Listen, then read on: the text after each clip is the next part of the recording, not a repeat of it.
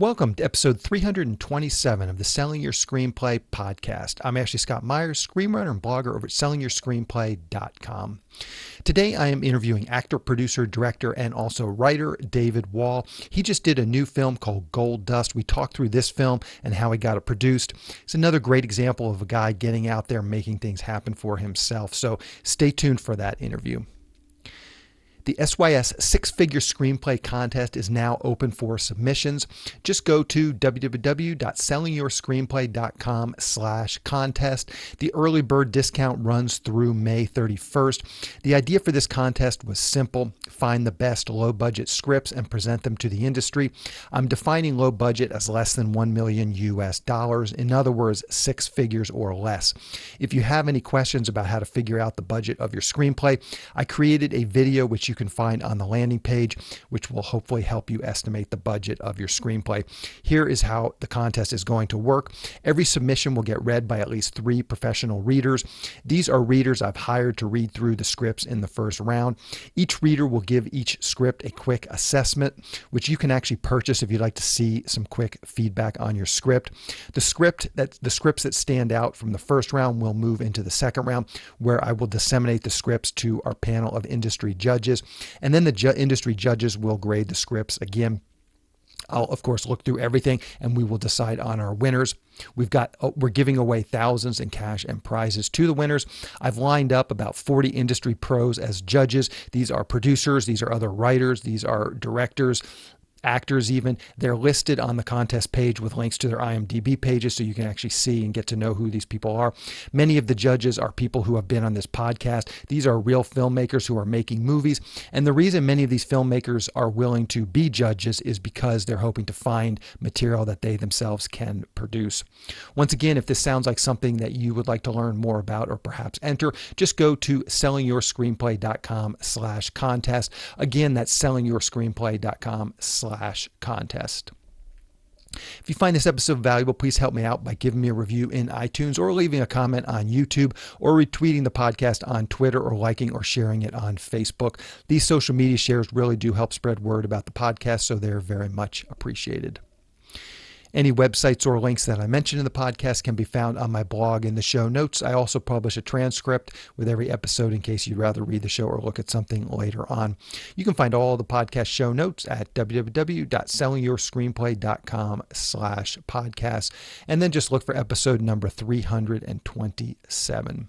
If you want my free guide, How to Sell a Screenplay in 5 Weeks, you can pick that up by going to sellingyourscreenplay.com/guide. It's completely free. You just put in your email address and I'll send you a new lesson once per week for 5 weeks, along with a bunch of bonus lessons. I teach the whole process of how to sell your screenplay in that guide. I'll teach you how to write a professional logline and query letter and how to find agents, managers, and producers who are looking for material. Really is everything you need to know to sell your screenplay. Just go to sellingyourscreenplay.com/guide. Quick few words about what I am working on. Hopefully everyone is staying safe with COVID-19. The lockdown is still very much in play as I'm recording this podcast episode. I'm working on my mystery thriller film, The Rideshare Killer, which we shot in December. The editor is putting together a rough cut. So far, I've seen about 30 minutes of this first rough cut. You know, it's just rough, but it's coming together nicely. I'm really happy about how everything is looking. Tony is the other producer. We are making notes as he is sending some of these sections. So far he's sent 3 10-minute sections. You know, we view them, we're starting to make notes on them, and we'll start passing notes back and forth, just working like that remotely until COVID passes. Most of the post-production stuff can be done remotely, so it's not always ideal. There are definitely some moments where I would rather be in the room with the editor, you know, telling him my notes as opposed to just emailing them.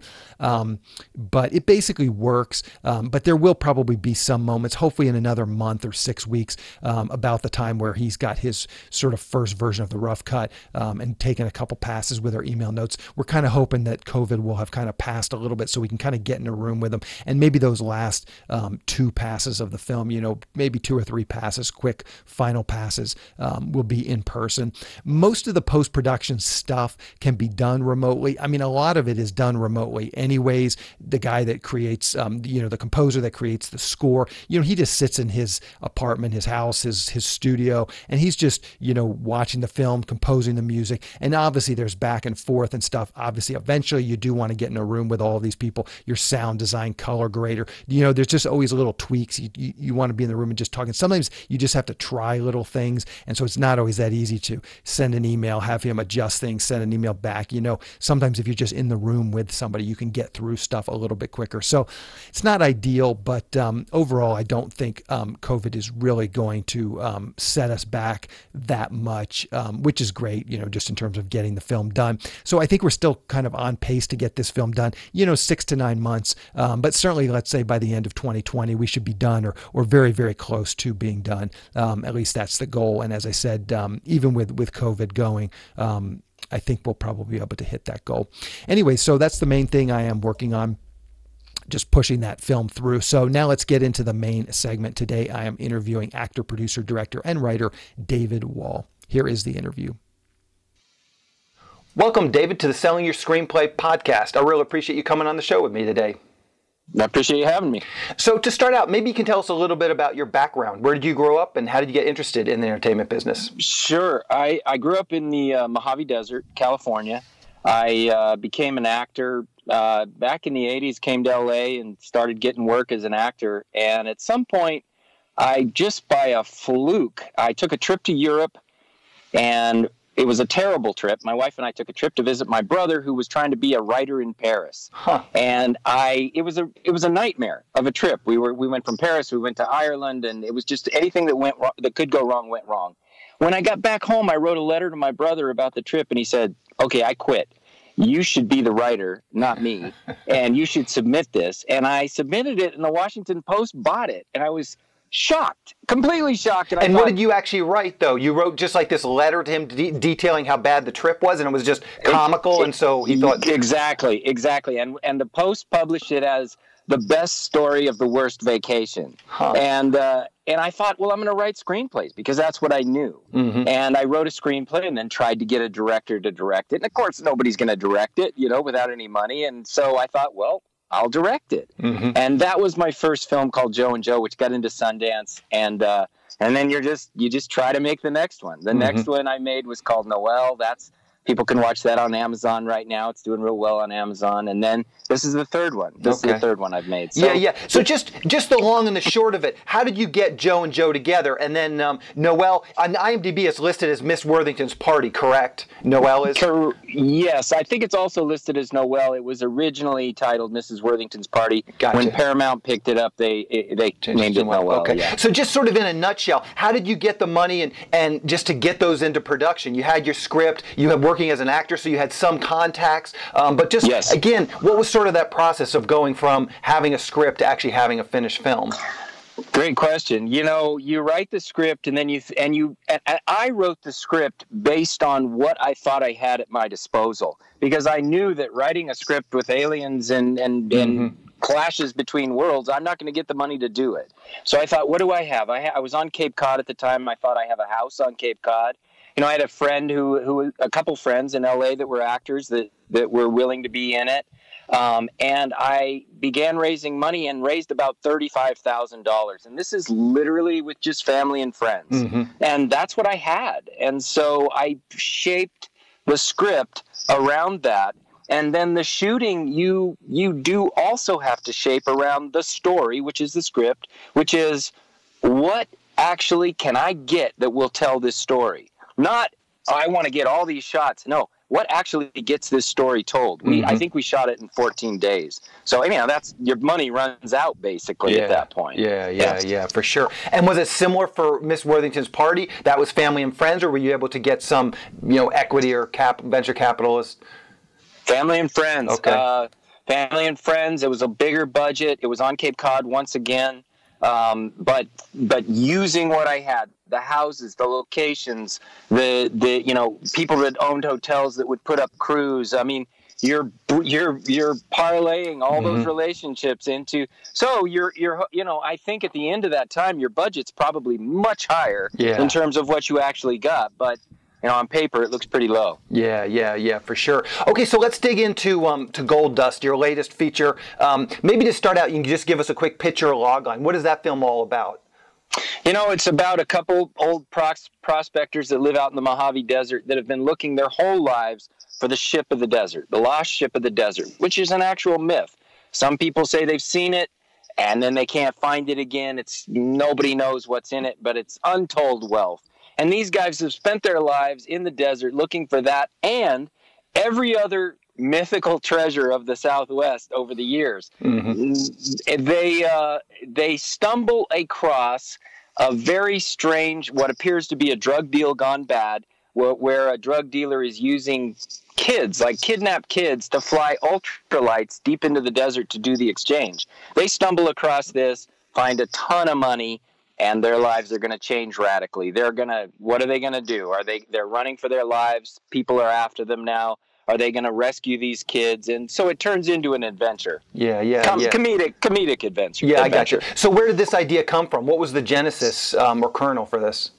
Well, I live out in the Mojave Desert, and when you're out there, I go out there. I have an old four-wheel drive, and I'll drive out there with my kids, and they shoot a lot of little films, and we'd go out there to shoot stuff. And, when you're out there, you find old mines, and you think, what's in here? What were these guys looking for? You find old shacks. You find, graves. You find your imagination just comes alive, and you start thinking, some of these stories are probably true. There's probably treasure out here. And I think that's how. Plus, the other thing is you do think about, with the drug war going on the last decade or so, you do see little planes fly over and you think, I wonder what that guy's doing way out here, stuff like that. And so I just sort of combined the two. I gotcha. So let's talk about your writing process. And we can be specific with Gold Dust, but even just sort of general, generally speaking. So how much time do you spend doing the outline, index cards, sort of preparing? And then how much time do you spend actually in final draft, actually writing script pages? I don't really do index cards. I always kind of start with a kernel of an idea before I even write anything. I'll go, it may be something visual that creates that kernel. It may be a concept, but I start with a kernel, and then what I usually do is just yellow pages, just sort of writing ideas, which I guess is a form of index card. But just saying, what, this is. I look at it as a path through the woods. I want to get from here to there, and I want to keep a straight line. And so I kind of think, I'll many times get the kernel, then I'll get the ending, and I'll think, okay, how do we get there? And I'll write a few notes, and I kind of jump into final draft pretty quickly. I jump in and start working, and it usually takes me a couple weeks to a month to finish it. And then you start honing it. And many times you'll have to chop stuff out because you just think, if I do this myself, I'll never be able to do that. So I got to adjust that. And a lot of time that's a blessing, because you have ideas that may be too convoluted or maybe too complicated. And necessity definitely is the mother of invention. You think, I can't do that. Let's do this, and it works. So let's talk about the development process. So you've written the script, you have that first draft. What does your development process look like? Do you have, it sounds like you have a network of actors. Do you also have a network of writers or producers? Do you send the script? Do you get notes back? And then how do you interpret those notes? Maybe walk us through that process a little bit. Yeah, it's not a huge network. My network is people that I actually think can help me make the movie. I'm not just sending it out, shotgun blast. Hey, tell me what you think. Because inevitably you're going to get pretty discouraged, as you guys know. I mean, everybody's a critic. Everybody's going to tell you what's wrong, and then you're going to say, hang on, have you ever made a movie? No. But when I do, and you're like, okay, let's go to the next. Let's go to somebody that actually knows how this works. And so I use a small group of people that I think, hey, you know what? This guy can help me produce it. This guy can help me get actors. This guy can help me get the equipment. What do you guys think of this? Logistically, does this work? Story-wise, does this work? Do the characters work? Where's my weak spots? Tell me, you know? And a lot of times they'll come up with stuff, you know, this is a little bit of a diversion, but I hope it's helpful. On Joe and Joe, I was trying to figure out a technique. We had no money, and I wrote in these two characters come to the door in disguises.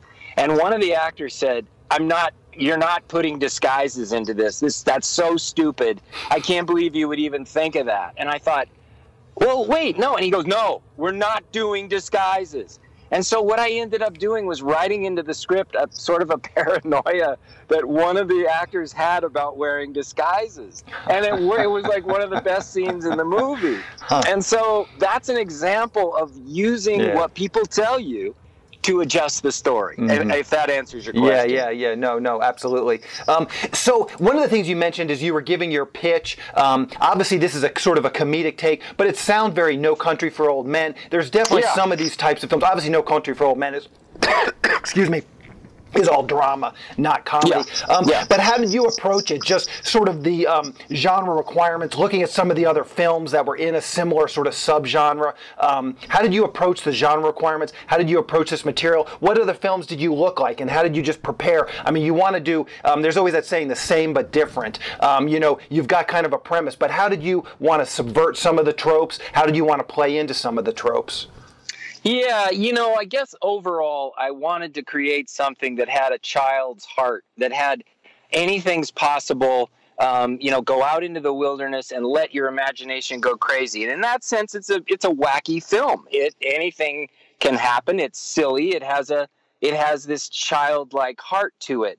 However, I wanted to dress up that childlike heart in the looks from like Once Upon a Time in the West, from Mad Max, from Raising Arizona, and with a little bit of Lawrence of Arabia thrown in. You know, in many ways, when we were out there, we were trying to make a film. We're trying to survive rather than just make a film, because you're deep in the Mojave Desert.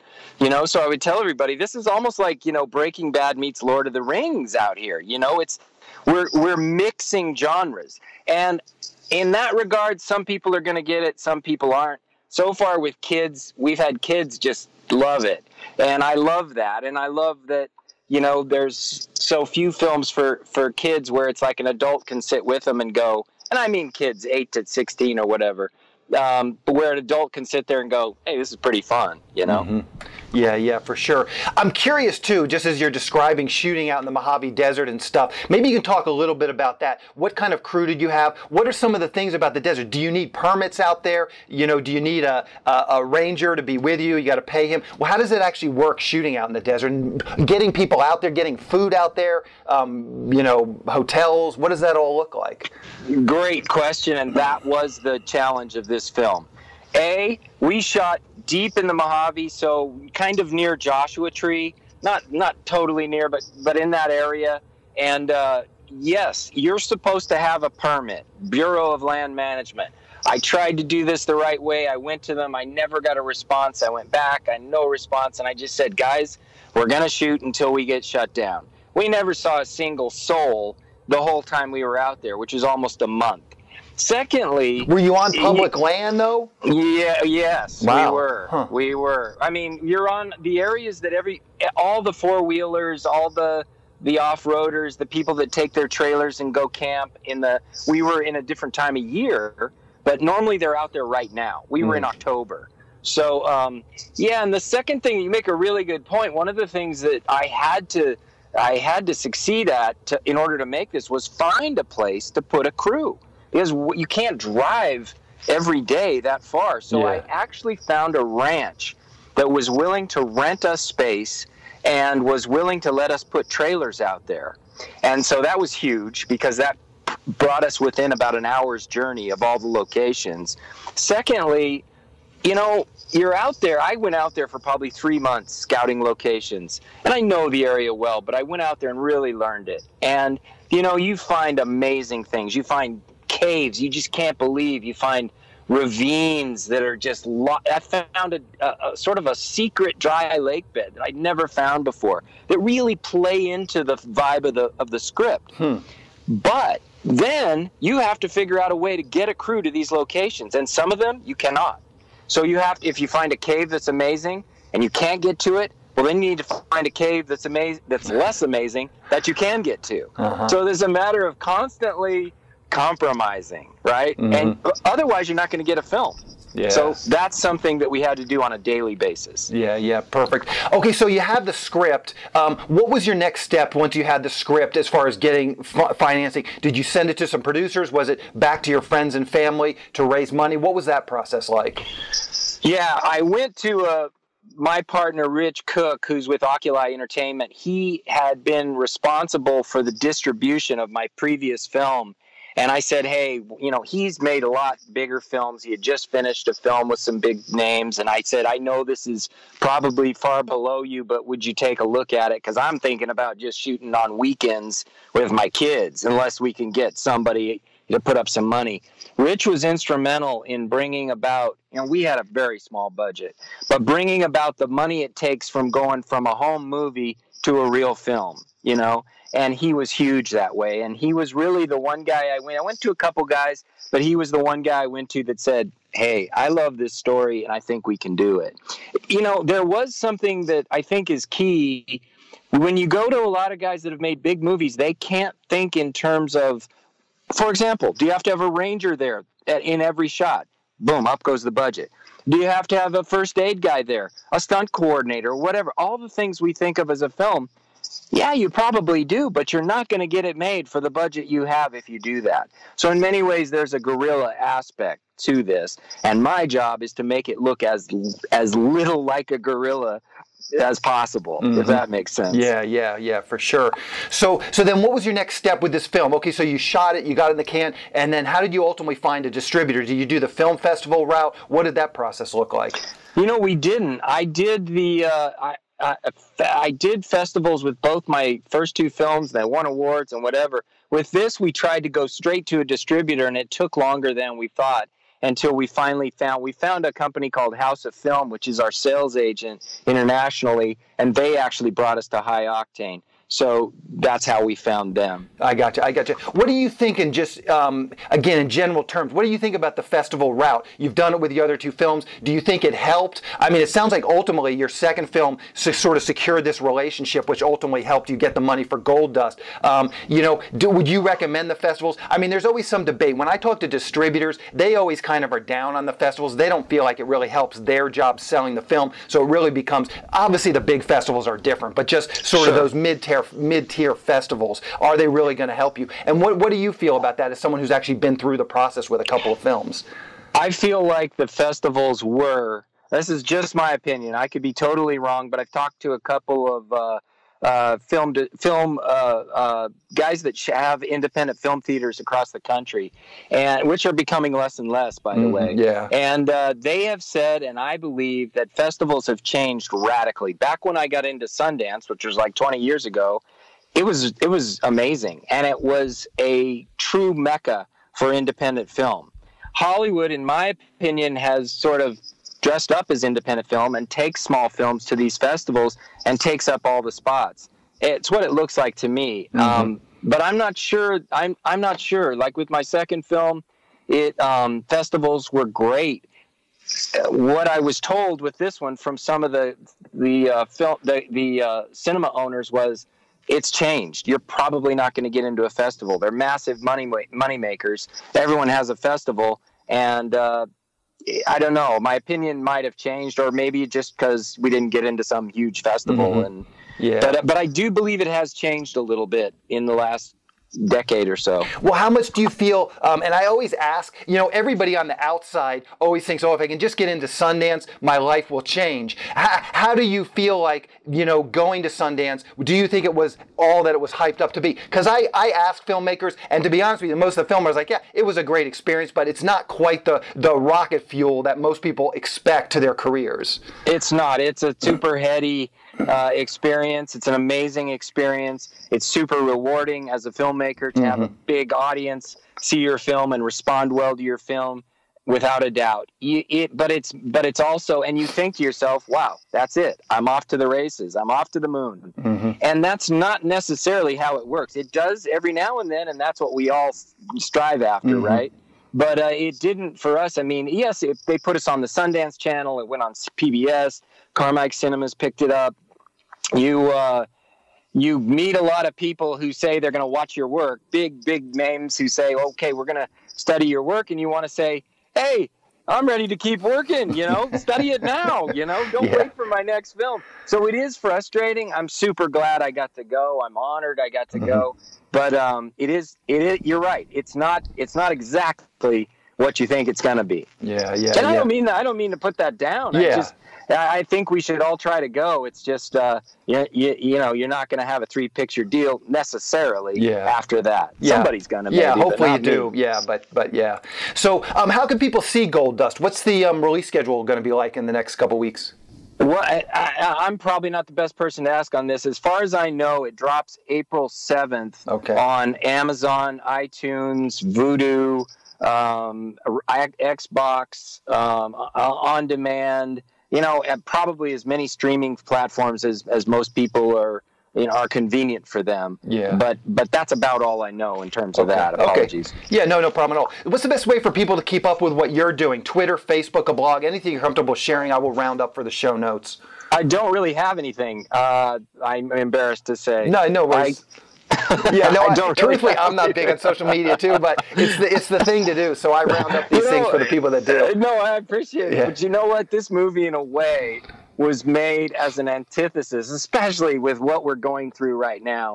It's a chance to disconnect, unplug, go to a different world, because it looks like a different world, and just imagine and have fun in your brain for just 90 minutes or whatever, and then plug back in afterwards. So in a way, this is sort of I would say a medicine to what we're all going through. Not medicine, but you know what I mean. Just a little vacation from social media. Yeah, for sure. So, well, I really appreciate you coming on and talking with me today. This is a great interview, and I'll drop you a line when it goes live.